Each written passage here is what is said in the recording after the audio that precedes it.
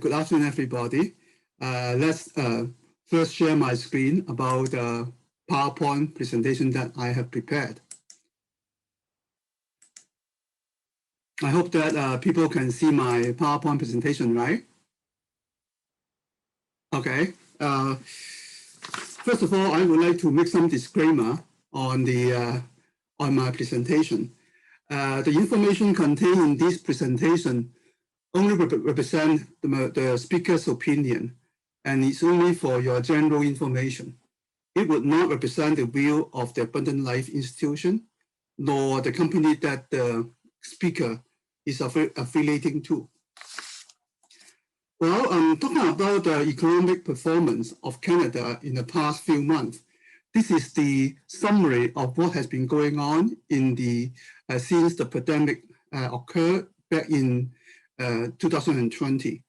You will notice that the worst performance is in second quarter of 2020, followed by a very massive improvement in the third quarter of 2020, because a lot of people at that time thought that pandemic will go away, just like SARS in 2003, that by the middle of summer, things will be getting better.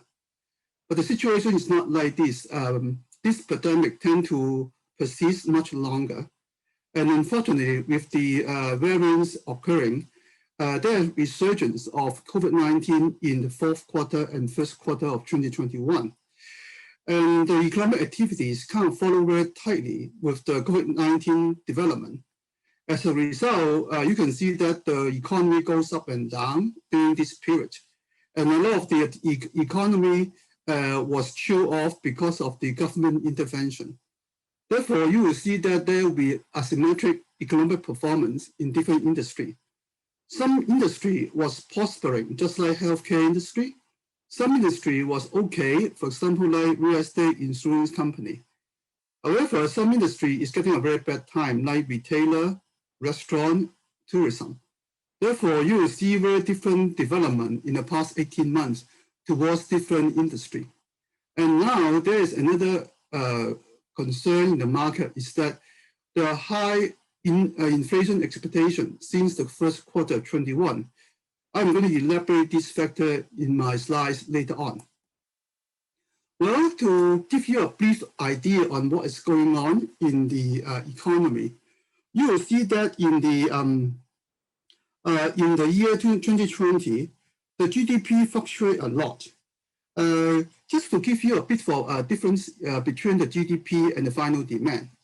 GDP is the amount of product produced by the economy. Final domestic demand is the actual amount of product which purchased by the end user. Therefore, the light blue one represents the amount of the production. The navy blue one represents the amount of consumption. Therefore, the difference between the light blue and the navy blue will be the inventory built up during the same time of the period. And you will see that there's a huge drop in GDP in the second quarter of 2020 because of the complete lockdown. And people thought that the economy will soon recover in summer. Therefore, the third quarter tend to enjoy a very decent increase. Unfortunately, the recurring of the new wave and a new variant coming into existence. Therefore, the GDP growth was much lower in the fourth quarter and the first quarter of last year and this year, mainly because the government decided to shut down again and cause the economy to chill off because of that. Before I move on to the general description of economy, I would like to give you a brief summary of the variance, okay? Because nowadays, when we talk about the economy now and the near future, it will be dictated by the variance development, okay? The first variant which was developed and discovered is called the epsilon variance, okay? It was first discovered in southern part of US, southern California. The first discovery level is in June 2020. This variance is less contagious, and therefore a lot of people do not take notice to that. until later on they found that the virus started to mutate, and they found out that this is one of the mutated variant, which was occurred in June last year in US, okay? The second variant, which is one of the very famous variant, is called Alpha variant. It was first discovered in UK back in September 2020. It was said that it was 75% more transmissible to human beings than the first COVID-19 virus. It was said that both Pfizer and Moderna still carry 90% effective rate against this Alpha variant. And for AstraZeneca, the effective rate is around 70%, which is a bit lower, but it's still effective. This variant now in Canada, we have over 200,000 cases belong to this variant. Although UK discovered this variant back in September last year, they did not announce it to the world until December last year. Therefore, Canada started to try to detect this variant. Ontario is the first province who discovered this variant in Canada back in December 2020.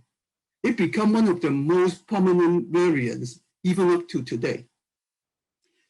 The next variant is called Beta variant. It is first discovered in South Africa back in October 2020. This one, according to medical report, Pfizer and Moderna still carry over 90% effective rate, and AstraZeneca is less than 50% effective rate. Therefore, a lot of countries would not use AstraZeneca to deal with this Beta variant. This Beta variant up to June this year, Canada report around 2,000 cases. Because there's not much traveling between South Africa and Canada, therefore this variant tend to be not as widespread in Canada as the other variants. This variant first discovered in Alberta back in January 2020. And there is some outbreak in North Bay, Ontario in April this year. The only problem about this variant is that this variant is said to be most deadly variant. That means the mortality rate caused by this variant is highest. The fourth variant, which is very famous these days, is called Delta variant, which was first discovered in India back in October 2020. Now they are talking about Delta Plus, whereby it's a slight mutation from Delta variants. According to the medical report, Pfizer and Moderna still carry 70 to 75% effective rate against this variant. And however, this variant is much more contagious. It requires 6 times as many neutralization to stop the spreading of this variant than the other virus. Therefore, this tend to be more contagious, and also the spreading rate is much faster. Up to June this year, in Canada, we have over 50,000 cases which belong to this variant. It has now become one of the most popular variants, which will soon overtake the Alpha variants. And we discovered these variants in BC back in April this year. And because of the fast spreading of this variant, you heard that our federal government, banned all the incoming flight from India since April this year. The restriction is still on as of today. This is very unprecedented because we do not normally ban the flight from one country because of the pandemic. The last one, which is of interest, is called the Gamma variant, which is from Brazil or Japan. These P1 variants, it is first discovered back in December 2020. Up to June this year, our country has around more than 14,000 cases. This is very contagious, and we first discovered in Ontario in February 21. And unfortunately, there is a huge outbreak in BC in April this year. Therefore, there's quite a few cases in BC which carry these Gamma variants. And The only lucky point about this is there's not much communication between Brazil and us because we shut down some flight there.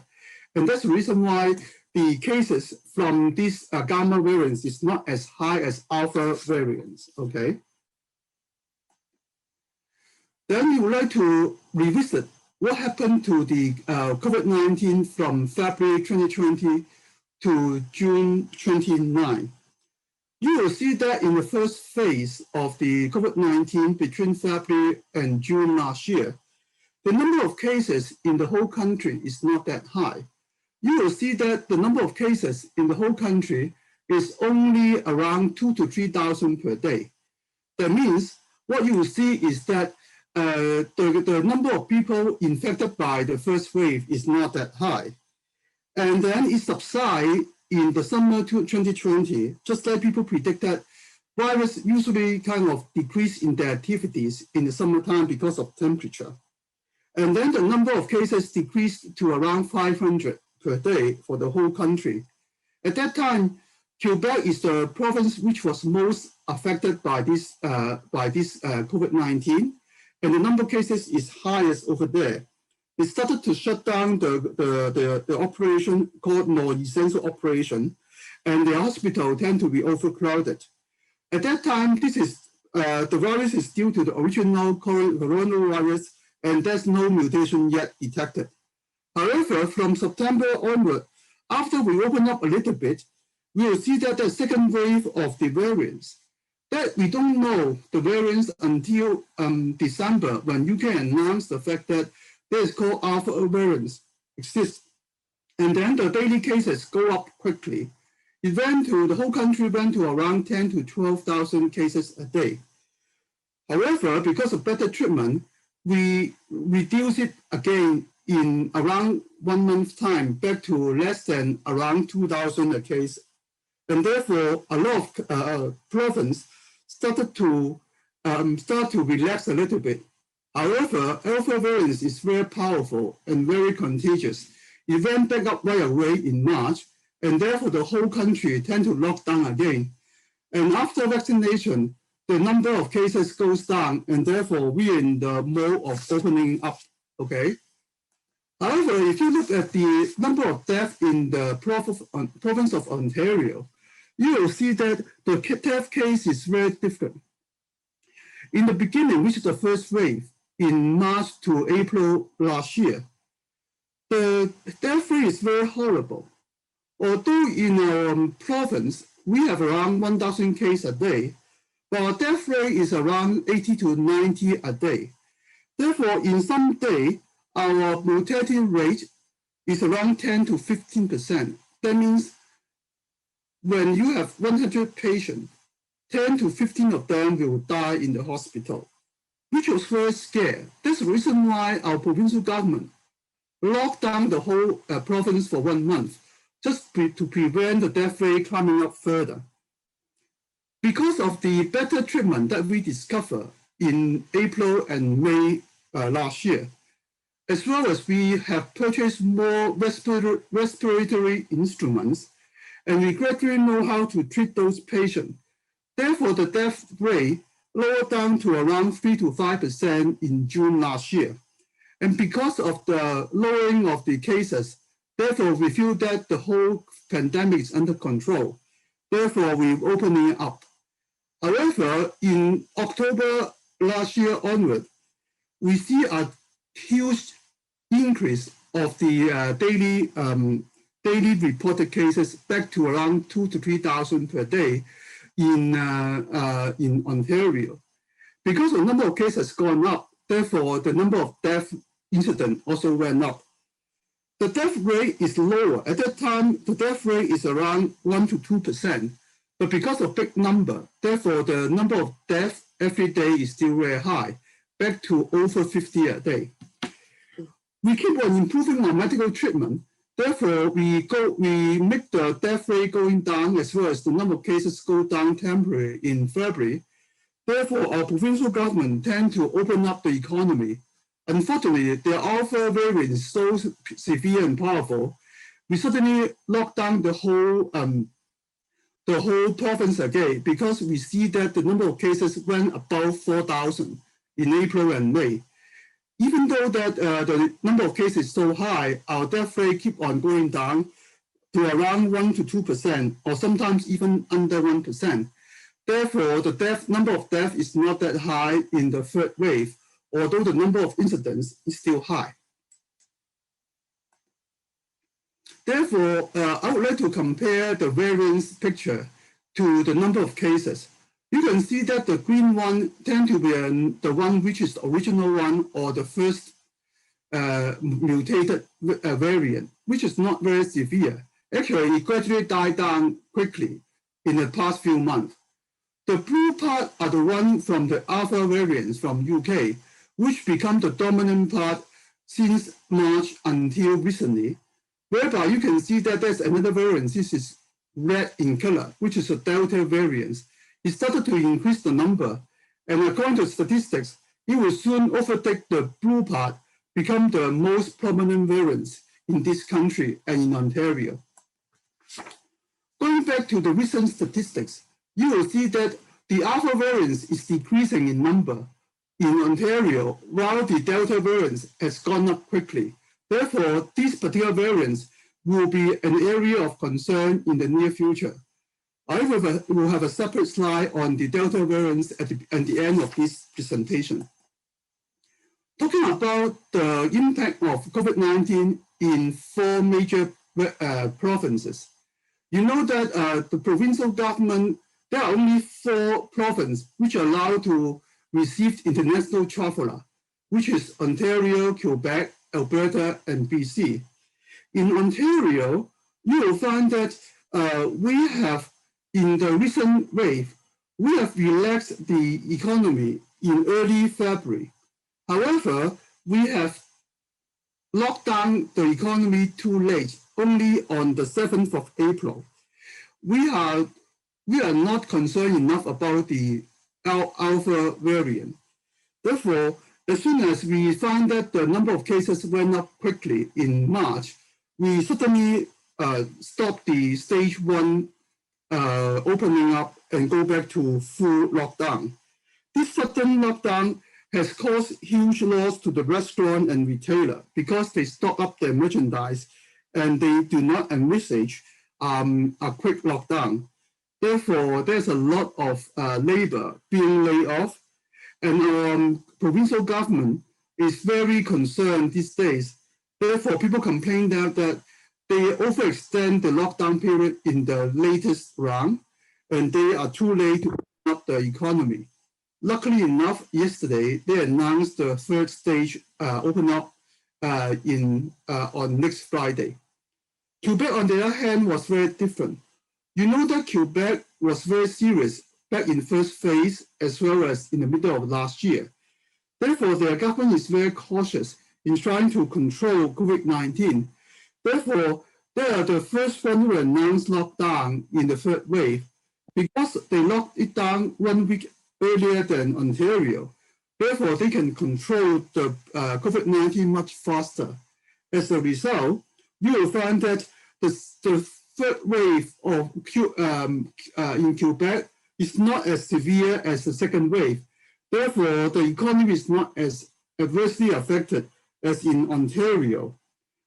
In May this year, Quebec government has already gradually opening up the economy. Now they have fully unwind all the lockdown measure, and their recovery is not much better than in Ontario.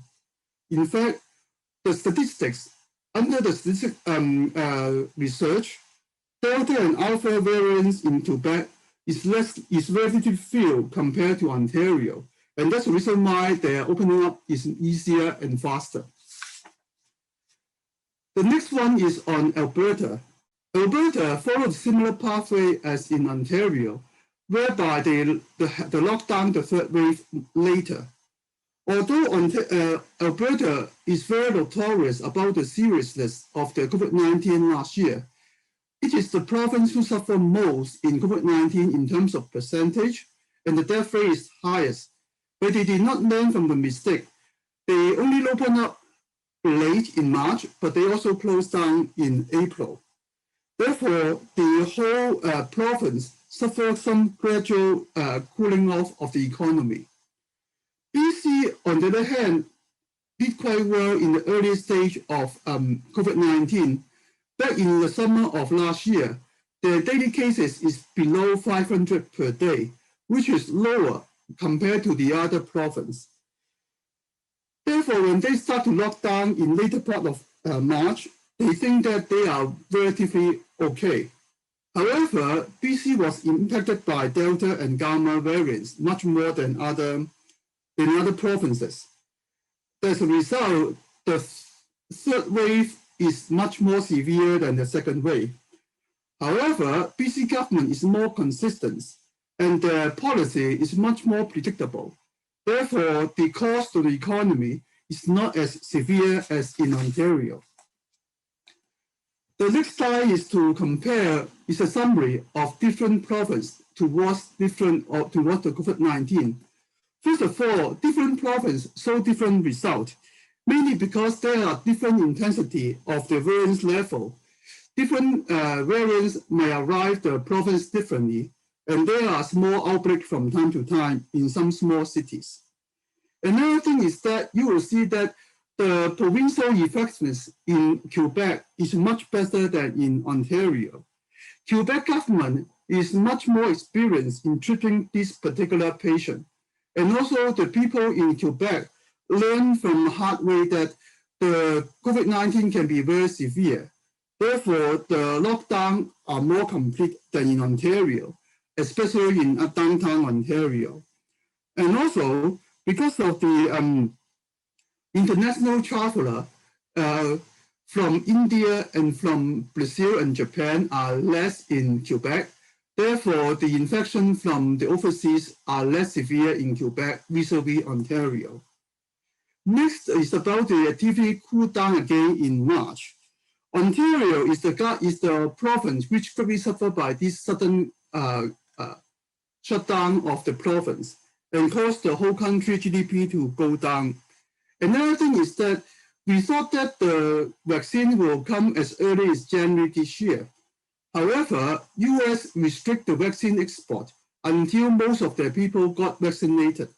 Therefore, most of our earliest shipment was halted by the US government and from UK government. And we do not have a very quick vaccination rate from January to March this year. And we have more and sufficient supply of vaccine from April onwards.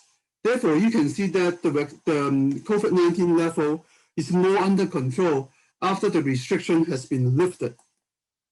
Next about is the consumer goods. The consumer goods are more affected by the recent lockdown because, first of all, when people work from home, they have less requirement for clothing and footwear. And also, whenever they know that summer will not be a place and a time for them to go out again, therefore they tend not to spend a lot of money on the consumer good to welcome the summer holiday. Therefore, the consumer goods suffer most in the recent lockdown. Next, about real estate price. You know that because of low interest rate, and also a lot of people have a lot of saving during the same period of time. Therefore, the real estate price continue to go up. Actually go up by more than 10% in the past 12 months. And on the other hand, when people work from home, they demand more space. And when the parents and the children are working from home, are all working from home and study from home, they need a lot of personal space. Therefore, people tend to move from condominium to some houses or townhouses and to enjoy a better distancing within the family member and also allow them to go for a Zoom meeting individually without any disturb. As a result, there's a lot more people trying to move from one place to the other place, from downtown core to more suburban area. Last is that the government start to inject more life to the economy. They improve the government subsidy for the employed people and the unemployed people. They increase the salary level to the frontline medical staff. And also they increase the infrastructure build-up, like roadwork, like subway system. Whenever the traffic is going lighter, they think that's a good time for them to repair some road work and develop a new subway line for different cities. And also they spend a lot on the vaccination. This somehow reignite the economy, and a lot of people was employed, especially those students, was employed in the vaccine center to help them maintain the spirit to wait for the recovery of the economy. Now, I would like to kind of give you more data on how we prosper during this COVID-19. This is the retail sales from different provinces during the March to April level, when we suddenly shut down the country, and compare between April last year to April this year. You can see that for the Quebec area, because they generate a lot of more raw material and machinery, therefore they enjoy very good increase on a year-to-year basis, especially when you compare with April level last year, whereby Quebec and Montreal suffered most during that time. Therefore, they start from a low number. Therefore, the yearly increase is very high. On the other hand, Ontario, the March-April factor is very severe. They went down by 10% on the retail sale. The whole economy is chewed off. But if you compare year to year from April 2020 to April 21, you still feel that the economy on these two areas are doing quite good. Alberta is doing good because the oil price went up quickly. BC is also good, but BC increase is not as high as the other one, simply because it started with not a very low number, because they treat well in the first phase of COVID-19. As a result, they do not have such a low number to start with. Therefore, they are okay. If you notice that for Alberta, BC, the impact on the April lockdown is not as severe as in Ontario. Therefore, I can tell you that Ontario and Toronto are worse impacted by the recent lockdown. Going back to the individual products, you will see that the most beneficial one is on the clothing and footwear industry. It started from a very low number last year, and then it went by around 3 to 4 times year to year back in April this year. The only problem is that they suffer quite deeply during the April 2021 because of sudden lockdown.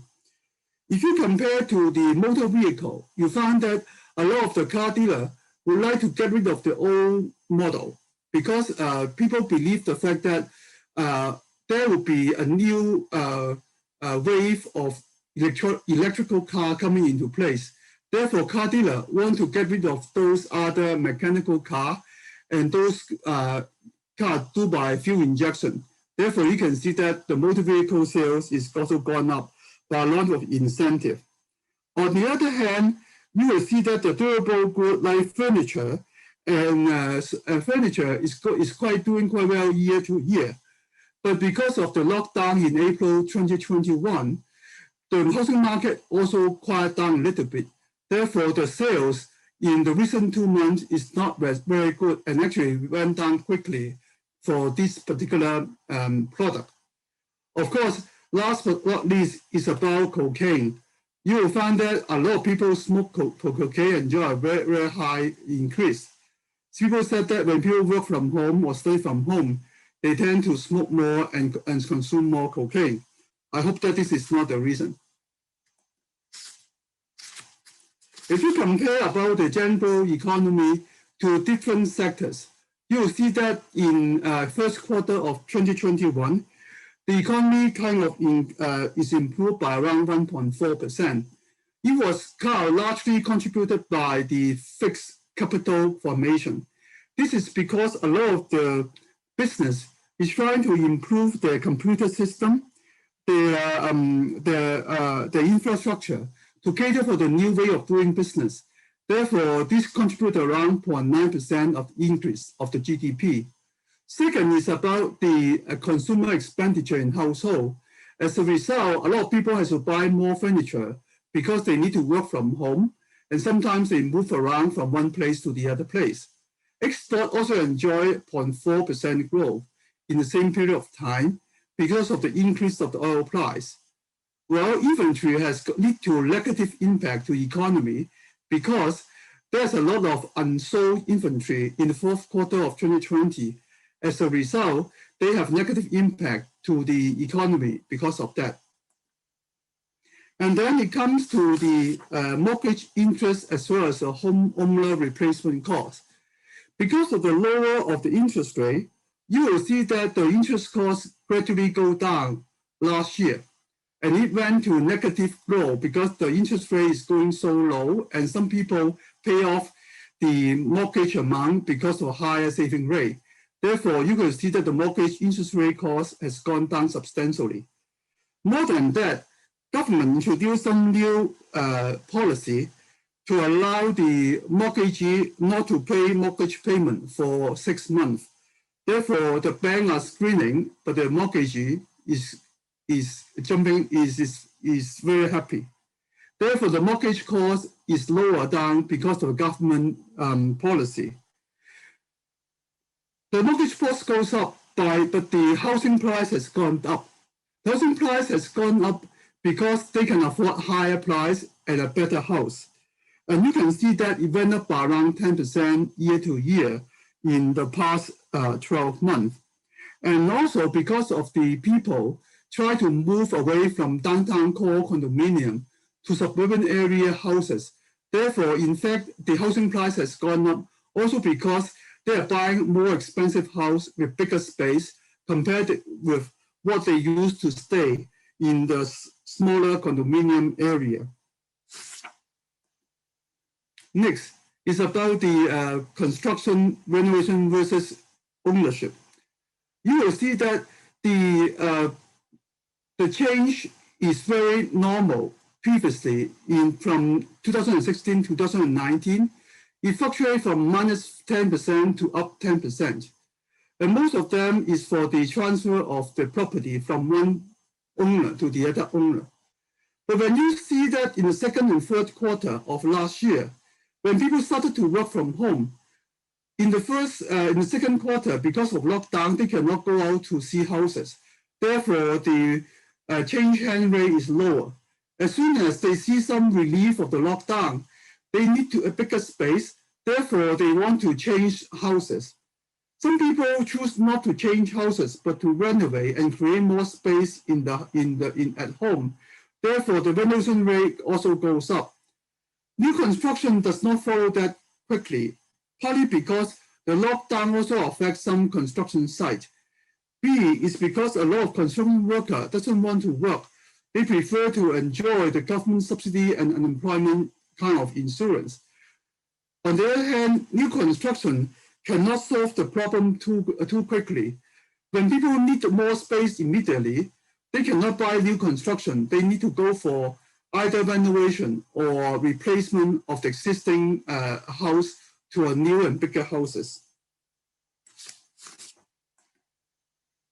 The next one is about the durable goods and about the semi-durable goods. You will see that semi-durable goods are the clothing and footwear, and durable goods are the more durable, like electrical compliance, computer and furniture. You will see that both of them suffer in the first 2 quarters of last year, and it went up beautifully in the third quarter. When you see the GDP growth in the last few quarters, you will see that the recent upturn are driven by the government spending. The government spending lead to around 3 to 4% of the GDP growth in the last quarter. Purely because the government inject a lot of subsidy and a lot of infrastructure build up during this period of time. The other driving factor is on consumer growth. After people do not spend for 1 quarter, they accumulate enough capital and money to spend. But these 2 factors quickly died down in the second quarter of this year, partly because they find that the working from home situation will be extended. Therefore, they no longer need any more clothing and footwear. Government, after spending a lot in the first quarter, they tend not to spend that much. Instead of this, the export, because the oil price increase, has taken the central role in driving the GDP growth in Canada.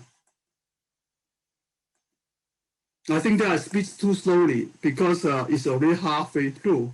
And I have 60 slides today, and I'm going to skip some of them. For the first observation on the first half of 2021 is about the price pressure. You will see that there's uneven elevation between PPI and CPI. PPI stands for Producer Price Index, which represents the pricing level on the manufacturing side.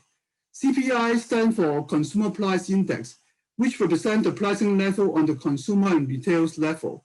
You will see that the PPI went up quickly in the first half of this year, mainly because of supply chain destruction. You know that manufacturing is just like interlocking chain. When one of the ring got broken off, the whole chain broken off, and the PPI was heating up because of that. However, PPI hikes do not immediately translate into similar hike in CPI. But you can see that there's an index called Baltic Dry Goods Index, which increased by between 150% to 300% since January this year. This dry index represents that there will be huge inflation pressure to the economy. However, different goods might afford different price hikes during the same period. Another concern is that the major driving force behind inflation are always energy price and labor cost.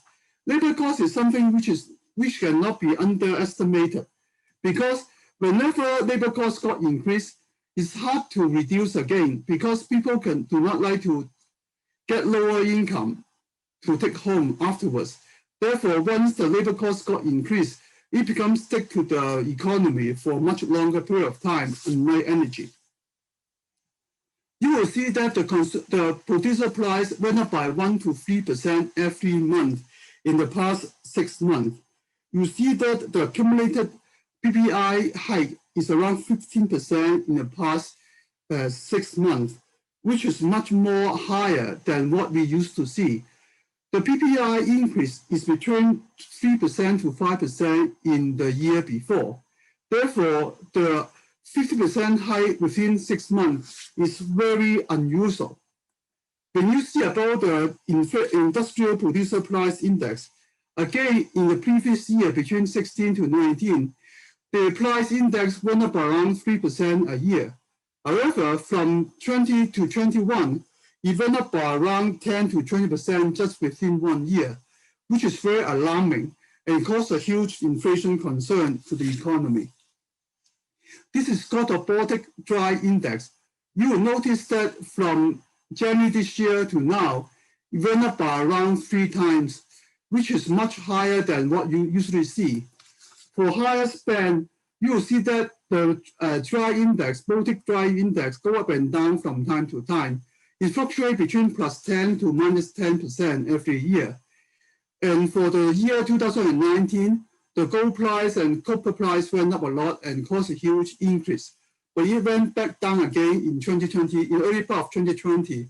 However, the recent hike of the Baltic Sea is more than 20% or even higher within a very short period of time. It went up as high as 300% just within 6 months. Therefore, you will see that the Baltic index was not a talking point by the economists in the past years, but now become one of the areas of concern, and it translates into a huge inflation concern in the coming years. This is the major component in the dry index. In fact, the Baltic dry index is composed of more than 80 constituents. The index which drive the increase are mainly from the energy, which is oil, from the agricultural product like corn, like sugar, and sometimes because of cotton. Therefore, there's a huge contribution to the inflation because of those dry index. If you compare the recent correlation between CPI and PPI, consumer price index from April to May only increased by 0.3%, while the producer price index increased by 28% for the, by 2.8% for the same period. Therefore, the rise of producer price index is much outweighed than the consumer price index. And you will see that the consumer price index went to negative at one stage in 2020. As you can imagine, the oil price became negative in April and March last year. It went back up again. But the consumer price index, excluding energy, is always remained positive. And now the CPI is going up so quickly because of the hike of the energy. And the inflation rate from April to May went up by 6.21%, which is alarmingly high. According to central bank policy, the year-to-year inflation rate should be between 2 to 3%. Anything higher than 3%, it will attract their concern about the social unrest as well as the retirement problem. Therefore, central bank to hike the interest rate when they see the inflation rate is higher than 3%. 6% increase is too big for them to absorb. It comes to the different inflation pressure for different industry. You will see that transportation is very high because of oil price. To be honest, anything below 2% increase would not be a major concern by the central bank. But things like shelter, things like footwear, which is about 2%, are the area of concern. Healthcare, of course, go up handsomely because there are big demand for healthcare worker and healthcare product. Therefore, it went above 3%. The reason why the shelter is got a very high increase is because you remember that there's a new quarantine policy. When the international travel come back home, they need to go to a hotel to stay for several days to 3 weeks. And the hotel really overcharged those people. Therefore, the cost of shelter has gone up very quickly during the first quarter of 2021. However, this is only one single factor which caused huge concern on shelter. In fact, the rental market in the past 12 months actually has gone down because a lot of people moved back to live with the parent, and the downcore has got higher vacancy because of that. You will see that the oil price was below $40 in the fourth quarter of last year. It went above $75 just within 6 months. Therefore, you will see that there's a doubling of oil price, which leads to a lot of pressure on the inflation. Another kind of area that I would like to discuss with you about the performance. In fact, there are 3 major factors on the future economy. One is about the pricing pressure, which I just talked about. One is the employment picture, and the third one is saving rate. And the employment factor, as you can well imagine, the employment has got chilled off in March, April this year because of sudden lockdown. Unemployment rate used to be 6% or below before the pandemic, and now it stands at around 8 to 8.5%. I will have some more discussion about the June number because the June number tend to be better. And there are different employment performance in different provinces. Quebec is much better because of the government policy. Ontario suffer most. And also because of the high income group is least affected by the COVID-19. Therefore, they enjoy a very good increase of the salary. And also the saving rate in that highest income group is also better. On the other hand, the government always wanted those higher income groups to be in the so-called essential business. People working in the real estate, insurance, medical field, law firm, banking are considered to be essential business. They do not need to lock down. Therefore, the higher income group people enjoy quite well during this COVID-19 situation. Unemployment was as high as 15% in April last year. It went down gradually. Usually, the unemployment rate should be much lower in October and December because of Christmas and Thanksgiving, and also in April because of Easter. However, because of government policy, they purposely shut down the economy before the big holiday. Therefore, you do not see the relatively lower down in October, December, and April this year. Therefore, the government policy dictates an unemployment rate in these countries. And the main number, you will see that the overall unemployment rate actually increased. The number of people who want to work also decreased. Young people is getting better on the unemployment because they believe that they will be opening up in the summer, during summer. And therefore, they start to hire some young people for the summer job, especially in the summer camp and also those summer programs. Therefore, they enjoy better unemployment rates. However, for adult men, a lot of people lose interest to look for a job. Therefore, the unemployment rate went up a lot. Adult women is okay because they are involved more on the healthcare and banking industry, whereby those are least affected in this COVID-19 and the sudden shutdown in the month of March. Then if you look at the province, the major province suffer in the recent lockdown is Ontario. They went from 9% in April to 9.3% in May. You can see that this kind of caused the whole country to suffer on the unemployment rate. You can see the whole country went from 8.1 in April to 8.2 in May because of Ontario. All the other province was quite steady. Then you will ask me why Atlantic province is so bad. Simply because Atlantic province was doing quite well in the early part of pandemic. You can still imagine that the pandemic cases was very low. In fact, they offer a lot of help to the other province and let them shift their patient to those Atlantic province. Unfortunately, in the first and second quarter of this year, those variants start to hit this Atlantic province and cause huge lockdown in this Atlantic province. And as a result, the unemployment rate was hitting up in this province compared to the other province, which has already got some impact from COVID-19 before. You also see that the annual salary increase in the year 2020 was quite bifurcated. Healthcare and IT enjoyed better growth, whereas traveling industry was suffering a lot. Education also enjoyed a very good increase because they have to hire more teachers for the Zoom education. And also a lot of other teachers need to stay at school just in case if some students choose to study in the school. Therefore, there are some shortage of education workers, and because of that, they enjoy better salary increase. Full-time salary actually got increased in the year 2020.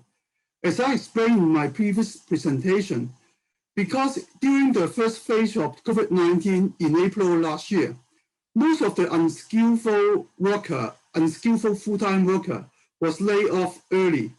Therefore, the resultant average full-time salary in the year 2020 actually goes up because the one remain behind as in the working force are those more skillful and educated full-time members.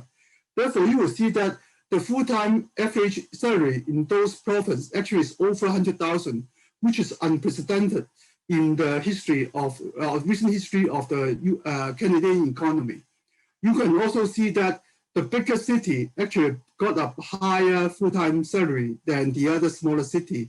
Cities like Toronto, like Montreal, Calgary, Vancouver enjoy very high full-time salary work. Ottawa, on the other hand, is because of government work, they tend to be more steady and higher paid job. Therefore, a full-time salary has got much higher increase and better position in the year 2020. To sum up the employment level, you will see that the layoff on second quarter of 2020 actually drive up the average full-time salary in second and third quarter of 2020. When there are more people return to work in the year 2021, you will see that they will drive down the average full-time salary at the same time. The COVID-19 also destroyed the union membership. Therefore, the union bargaining power is lower. You will see that the non-union member pay rise is higher than union member in the year 2021. You also see that big city will lead the recovery. A, big city has more people. B, big city is hotter rental market. And thirdly, big city has more full-time job than the smaller city. Therefore, they will lead the recovery. And last but not least is that because of the COVID-19 create more uncertainty, people lose job and lose their life much easily. And they suddenly lost their job and they do not see an end to the COVID-19. Therefore, they encourage more people to save up more. Therefore, the saving rate is much higher in Canada during 2020 and 2021. The graphs tell you that the average salary in 2020, including full-time and part-time, is quite good. Province in Alberta used to have a much higher average salary. The projected salary in the union member is only 1.9%.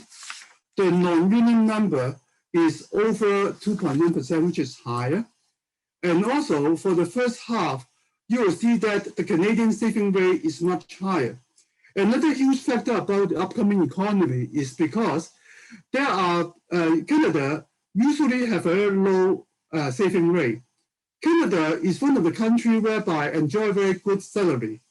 Our salary level is quite high. We only lower than US and Japan.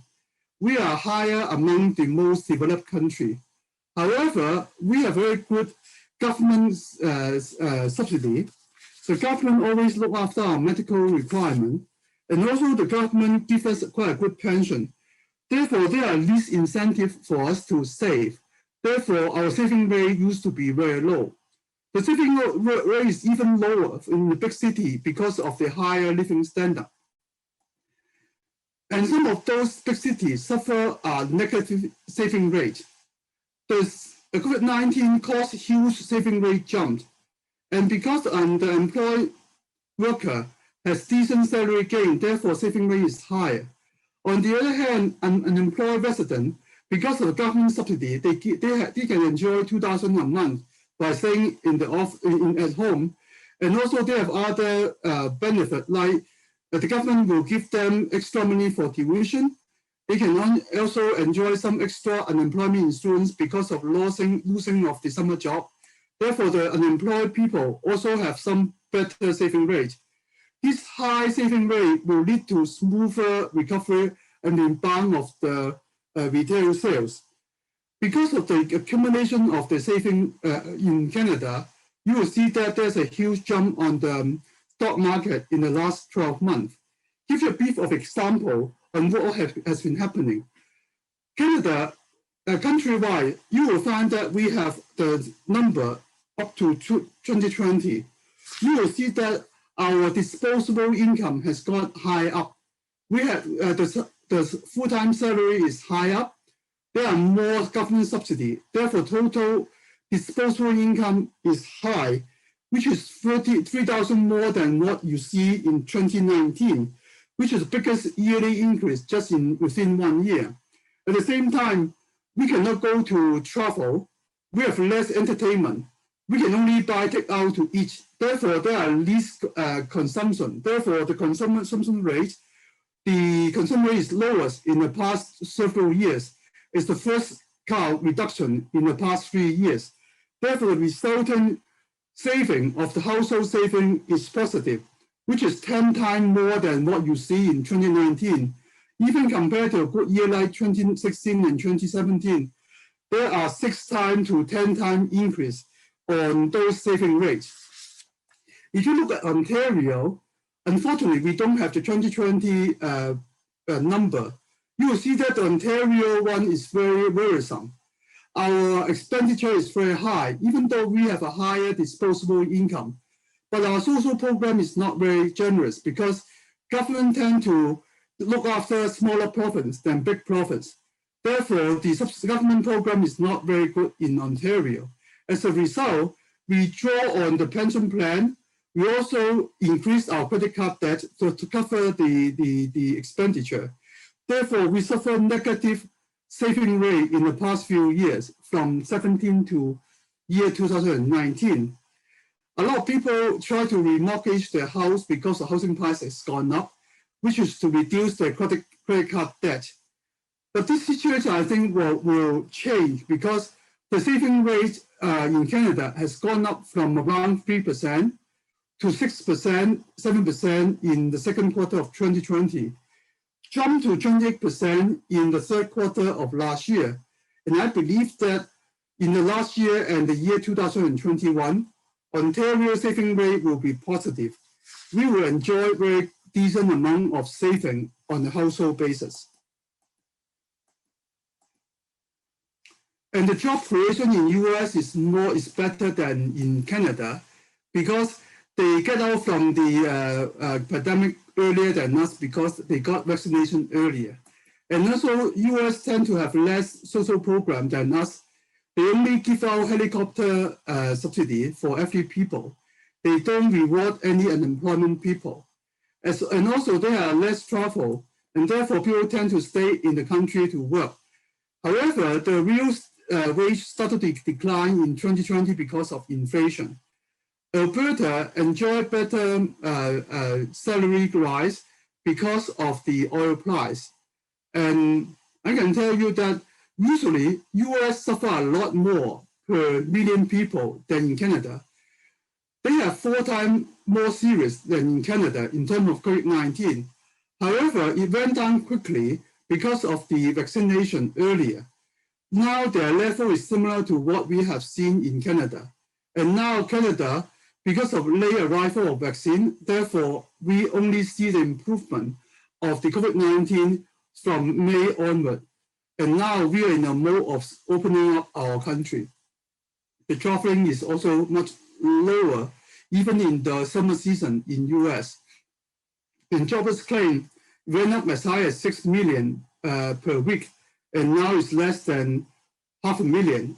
The most recent number is that the weekly jobless claim is only 300,000.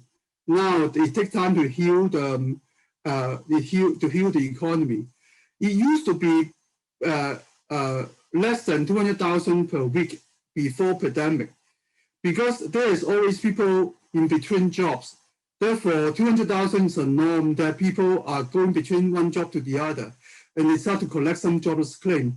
But it will take maybe another 2 to 3 months for the weekly jobless claim number to go down below 300,000 in US. The real salary has gone down because of inflation from this year onward. And also the wages, if you have a much longer picture, the wage increase in US is between 2 to 3% in the past 10 years. It suddenly went up last year because of this, of the layoff of the lower income and less skillful labor. It keep on going up this year because of the inflation, and also because of the destruction of the supply chain caused a huge increase on consumer price and the producer price. You can see that the hourly increase of the wage is quite decent for Alberta because of energy price, Ontario, and also in Quebec. Okay, in BC they also enjoy a very good increase, and you will see that the hourly increase rate is over 5% in this country, which is unprecedented compared to what we see in the past 10 years. You also see that the smaller provinces do not enjoy the same salary increase as a nationwide standard. Provinces like Nova Scotia, their industry is much more backward and more on agricultural and fishery. Therefore, they do not enjoy such a huge jump. US job growth is going back to normal. They lose around 24 million jobs, but they recover all the losing job afterwards. Now I want to spend another 5 to 10 minutes to talk about what we'll see in the post-pandemic era, okay? First of all, the higher raw material and oil price has benefited Canadian dollar. That will help to depress the imported inflation in Canada. The PPI hike will soon translate into higher CPI. And also, because of the effective control of the COVID-19, you will see that there will be a gradually opening up in North America and Europe. And the next one is that you will see that there will be more retraining and encouragement for the working force to go back to working stream. There will be more new requirement for technology level. There will be a new way of doing business. Therefore, you will see that there will be a longer time to be trained and the encouragement of the working force to go back to the office. And also, government will reduce the subsidy and the unemployment insurance and force the people to go back to work. Whenever the government, also, there will be a different technology level which will sustain future growth. Because of COVID-19, there are a lot of breakthroughs in the internet technology, in medical technology, especially in the immunization, and also in the new way of doing business. Nowadays, people are talking about ESG. E means for environmental concern, S means for social concern, G means government intervention.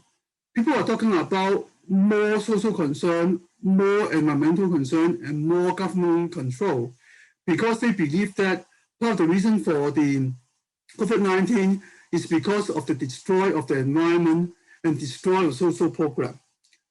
Then whenever the government has got a better control of COVID-19, they will look for re-election. Therefore, you might see that our federal government as well as Ontario government will soon call election in the autumn or fall time of this year, because they think that they do control the COVID-19 quite well. Those governments who do not control the COVID-19 big enough will suffer some changeover of the government. And as a result, there will be some change of political landscape. Another change of political landscape is that the government will soon try to spend more to keep the economy. The more liberal kind of money spending behavior in the government will become a norm in most of the democratic country. Another thing is about the asymmetric economic recovery. Well, to be honest, you think about the generation of vaccine, even up to now, the amount of vaccine that you can generate per year from Moderna, Pfizer, Biotech, AstraZeneca is between 800 million to 1 billion dosage per year, which is much lower than what the whole or worldwide population. Therefore, there will be bound to have some country who would not receive enough vaccine. Therefore, there will be some asymmetric economic recovery. Countries like in North America and Europe might enjoy a quicker economic recovery. Those countries who are familiar and more friendly to those developed world will enjoy some friendly vaccine from those countries, and they will have a better chance to recover in the coming 12 months. However, some poor countries, A, they do not have enough money to buy the vaccine, B, they might not believe in the vaccine, and 3, is because some of those countries has got some cheaper vaccine from other parts of the world, whereby the effectiveness is in question. Therefore, there will be a new norm of diplomacy by vaccine, which will drive the future development of economy in the world. Well, vaccination is another thing which has another concern. You will see that for the vaccination, Canada is running the top of the world. You will see that vaccination depends on 3 factors. A, how much people got vaccine. B, how effective are those vaccines which has already got into place. 3, whether there is any consideration of mixed vaccine to control the spreading of the variant, how the variant will develop in those countries. You will see that those countries who has the better vaccine has got much lower on the number of cases or the death rate. Those countries which, although they have high vaccination level, but because of the vaccine is less effective, therefore they still suffer very high case per day as well as the mortality rate. A lot of people believe that when 60 to 70% of the population is immune, you will achieve herd immunity. People are talking about you have to have second dosage instead of first dosage. Therefore, it costs even less number of people can enjoy full vaccination around the world. Nowadays, people believe that whenever the mortality rate is less than 0.5 person per million, or they are less than 0.5% per infected patient, they will consider them to be normal flu, and they will carry on opening up the economy per se. Whenever the vaccine is effective, there will be no more massive lockdown, and there will be recovery of the economy. And because of that, the supply chain destruction will not be there anymore. The inflation due to DPI and CPI will be lower, and the economy will recover quickly. And the global economy will be reactivated again. There will be more free travel, and therefore smooth exchange of merchandise and traveler. Therefore, will carry on with the opening up and the recovery of the economy. Another thing is about the comparison of three Middle East countries. Israel kind of have most of the dosage from Pfizer. Therefore, you can see that they have improved a lot, and now the mortality rate is less than half person per million people. Compared to the other country which has less effective vaccine, the mortality rate is still quite steady. For example, like United Arab Emirates, they have very high vaccination rate, but the dropping is very slow. That means the effect of vaccination is very slow compared to what you see from Israel. And now Bahrain is looking for third dosage, because most of the first two dosage are from China. Therefore, they are paying for Pfizer to a third vaccination. You can see that they gradually started to see the death rate coming down. And you can see that vaccination rate per continent, you can see North America and Europe enjoy a much better vaccination rate, and therefore they should lead the global recovery of economy. Here's a graph how the vaccines is distributed around the world. AstraZeneca, because they need kind of not a very low temperature to transport, therefore they can transport to a lot of other countries. Whereas Moderna and Pfizer will require a very low temperature to transport, therefore the coverage is not as high as AstraZeneca. Delta variants, okay, that has become a very hot topic these days. Okay, according to a UK survey, mRNA vaccine can control, the first dosage can control 94% effective rate. Second dosage will have 96% to avoid mortality. If you want to control symptoms, they have up to 88% if you have two dosages. AstraZeneca can control 71% for the first dosage and 92% for the second dosage. For symptom-wise, they only have around 60% effective rate. Because Delta variant requires 6 times more antibody to neutralize the virus. Canada study said that the mRNA vaccine can control mortality rate between 87% to 72%, depends on first and second dosage. But for AstraZeneca, you only have 56%. Therefore, our health department recommend people not to have 2 dosages of AstraZeneca. Instead, after you have the first dosage, you should go for Pfizer to be your second dosage to maintain above 80% effective rate.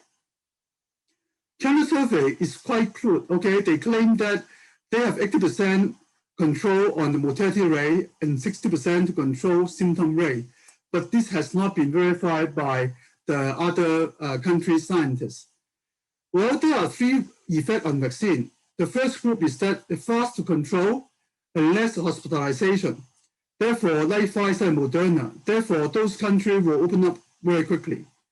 The second group is that they are fast to control mortality, but slow to control hospitality, like AstraZeneca, like UK. Now they don't care. They think that because people are not dying, therefore they still opening up the economy. The third group are those countries which has slow to control both mortality and hospitalization. Therefore, they are very hesitant to open up the economy. The phase to open up the economy will affect the recovery of the economy. Here are the few trends. Okay, the first trend is that in order to survive, you know that virus will continue to mutate. Sooner or later, some of those vaccines that we have today will no longer be effective to those new variants. Now, Delta requires 6 more time to neutralize. Therefore, sooner or later, you will see some variant which require even higher dosage for them to neutralize the effect. As a result, the booster will have more side effect to the patient. Therefore, the vaccine will no longer be in use. You might need to have another type of vaccine to control the variant. Therefore, it becomes a chasing game whereby how fast the mutation vis-a-vis how fast you can improve the vaccination. There's another consideration is that whether the whole world is looking for full vaccination, which is impossible because of the constraint of the production of vaccine, versus isolation. Are we prepared to seal off some country, isolate them, and then enjoy the economic recovery with the other outside country, like forming a traveling bubble, like enjoying free travel like before. On the other hand, isolate certain countries. Now I'm not going to talk about the economic recovery. You will see that at first, because of the raw material price in Canada, we have much better chance to grow than US. But US, because the technology is going fast, therefore they will enjoy a better growth in the later day, okay? Just want to tell you that the future forecast in Canada and US is very robust. Our GDP growth in the next 2 to 3 years will be over 5%, which is unprecedented. Therefore, in the next few years, you will enjoy a very good economic growth in Canada as well as in US. In US, they're talking about higher than 7% in the next 2 years. Therefore, just like in Old Testament, you will have a few years of prosperous year for you to enjoy. Later, there will be a slower growth. And last but not least will be my forecast. There will be some breakthrough of vaccine. There will be more longer life expectancy because they believe that mRNA will also be able to cure cancer. Therefore, there will be a new kind of lifestyle in the next few years. Because of the COVID-19, this country used to welcome more than 300,000 immigrants every year. It dropped to below 50,000 last year. After COVID-19, you will see a lot of big influx of immigrants to this country, which might bring a lot of new capital to this country, and we might have a huge increase of GDP. There will be another wave of variant because of mutation. The government will reverse the quantitative easing and reduce the capital. There will be some new development on space industry, environmental industry, and medical field, and there will be a new growth in the industry that we are going to look forward to. Next but not least, because the developed countries in North America and Europe are the first country to open up, countries in Asia, Latin America will remain closed. Therefore, there will be some supply chain destruction in those countries. Therefore, the food supply and the raw material supplies will concentrate in those countries which has been opening up, just like in North America and Europe. Because of the relatively monopolizing those supply chains, you will see some shortage on food and shortage of raw material, you might see some more price increase because those countries will dictate the price. Another thing is that there's some dry weather in US and also in Australia this year. Therefore, you will see some food shortage in the year 2021, which again will drive up the food price.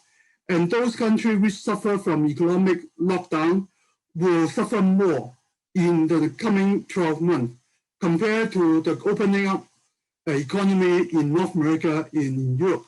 That's the end of my presentation.